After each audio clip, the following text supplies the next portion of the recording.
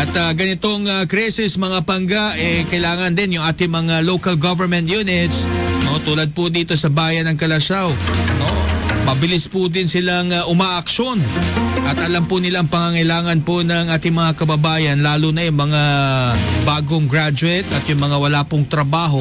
Sila po ay nagbukas kanina, no, ng Job Fair 2026, no, sa tulong po ng Peso Calasiao at ng Sangguniang Bayan ng Calasiao at ng syempre ng Mayor's Office ng Calasiao. Buong LGU Calasiao po ay nagtutulong-tulong para po makapagbigay ng makapagbukas ng oportunidad, no, para po sa ating mga taga-Calasiao. At maraming salamat din po, no, doon sa mga participating agencies, overseas and local, maging ang mga companies, private companies na dumalo po dyan kanina sa may Calasiao Sports Complex, no? Daan-daan po. At napakarami rin din yung tinatawag nilang HOTS. Alam niyo ba kung ano yung HOTS? Hired on the spot. No, yung iba ayaw magpa-picture, nahihiya no? Pero syempre maraming salamat din po ang ipinapaabot ni Calasiao Mayor Patrick Agustin Karamat sa lahat po ng participating agencies, no? Nandoon din po si Municipal Administrator Ma'am Melvie Agustin. Sinamahan din po siya ng ating Peso Manager na si Sir Rogelio Montoya II. At nandyan din po para suporta si Councilor Narayana Ayay Messina, ang ating pong chairman sa Committee on Employment, at siya rin pong ating SK Federation President sa bayan po ng Calasiao. So alam nyo yung concerted effort, collaboration ng lahat po, private sector at public sector, lahat nag-unify, no, para matulungan po yung ating mga kabataang Calasiaoenyo. At by the way, hindi rin po ito exclusive sa mga Calasiaoenyo, di po ba? At meron din pong mga nagpunta, no, mula sa mga taga-karatig bayan ng Calasiao tulad ng Santa Barbara at San Carlos para po makahanap po ng kanilang mga trabaho. Nabanggit din po kanina, in demand pa rin po, no, yung ating mga overseas employment, lalo na sa Taiwan. At yan ang isa sa mga pinilahan kaninang jobs fair. At syempre nandyan din, meron din mga medical courses na in-offer, no, bound for Saudi Arabia.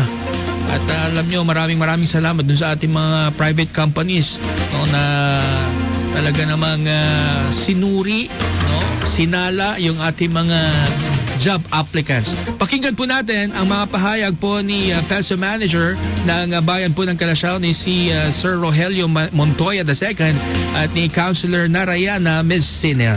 Ang nangyayari pong job fair ngayon ay initiated po ng ating LGU, headed by of course our Mayor Patrick Agustin Karamat. So despite of the crisis na nangyayari, gustong makatulong ng ating mayor sa ating mga kababayan at karatig bayan na makahanap pa rin ng trabaho despite the crisis. Sa ngayon, ang pinilahan po ng mga applicants natin ay yung papunta po ng Taiwan. So meaning, gusto pa rin po ng mga ibang kababayan natin at mga karatig bayan na mag-abroad pa rin dahil hindi rin naman po kasama ang Taiwan sa merong problema sa crisis. Pero yung dalawang overseas po natin is meron din po silang Middle East countries, pero meron pa rin pong nag-a-apply. Sa mga job seekers po natin dyan, marami pong programa ang DOLE tulad po nitong job fair na in-initiate po nating LGU through our office Peso. Wag ho kayo magiging mapili sa inyong mga trabaho na mapupuntahan dahil minsan po hindi nyo alam, yun po pala yung makukuhanan at magbibigay sa inyo ng inyong kaluwagan sa buhay. So every time na meron po tayong mga job fair or meron mga pagkakataon na pwede kayong mag-apply, at alam nyo naman po na qualified kayo, wag ho kayo mag-atubiling mag-apply. Hindi lang po sa Peso Calasiao at sa buong Pangasinan ng may Peso. Kahit saan pong opisina, kahit saang bayan, meron pong mga Peso offices po. Yes po, no, nakakatuwa po. Ngayong oras, 2 p.m. na, dire-diretso pa rin po yung pasok ng ating mga aplikante. So napaka-ganda, malaking tulong po ito sa ating mga kababayan, lalo na sa mga hawak ng ating kabataan. So ayun po, tayo po ay nakipag-partner sa ating Peso Calasiao. Also, as a committee on labor and employment, nakasuporta tayo dito sa ating job fair, lalo-lalo na kung mga kabataan ang ating patutulungan pa. ating gagawin. And very timely po ito dahil nakagraduate ng maraming kabataan. Yes po, yes po. Plus increases, makatulong mo sa pamilya. Kaya pansin din po natin, napakarami talaga na naghahanap talaga ng trabaho for their family. Malaking tulong. Tingnan, makikita pa rin po natin, non-stop pa rin po yung mga nag-a-apply. Different barangays, tinatanong ko kung saan po sila. Nakakatuwa na sila po ay gumagawa ng paraan para talaga sa kanilang sarili at syempre sa kanilang pamilya. Ano mensahe niyo, sir, para doon sa mga naghahangad, makahanap ng trabaho, makahanap ng trabaho local and overseas? Tapos ano bang masasabi niyo rin sa mga job mismatching? Kasi ito isa sa paraan para ma-eradicate yung job mismatching. Yes po, itong job fair, no, with the partnership with the Peso Calasiao and LGU Calasiao, with the pangunguna ng ating Mayor, Patri Agustin Karamat, isa rin po yan sa sinabi sa atin na mag-focus sa kabataan sektor na halos mabigyan ng trabaho ang ating mga kabataan, lalo-lalo na mga out-of-school youth o kaya bagong graduate na gusto pagkaroon ng trabaho. So sa ating mga kabataan, marami pong nag-chat po sa atin, lalo-lalo na sa mga SK pages, marami pong gusto pong maghanap ng trabaho, naghahanap ng trabaho.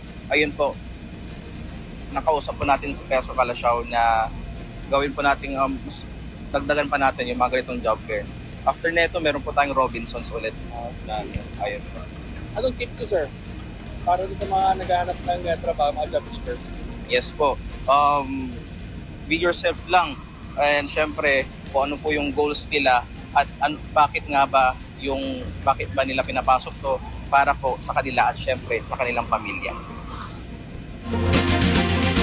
Ayan, maraming salamat kay Sir Roger or OG, Sir OG at kay Councilor Aya yan, sa kanilang pagpapa-unlock ng interview.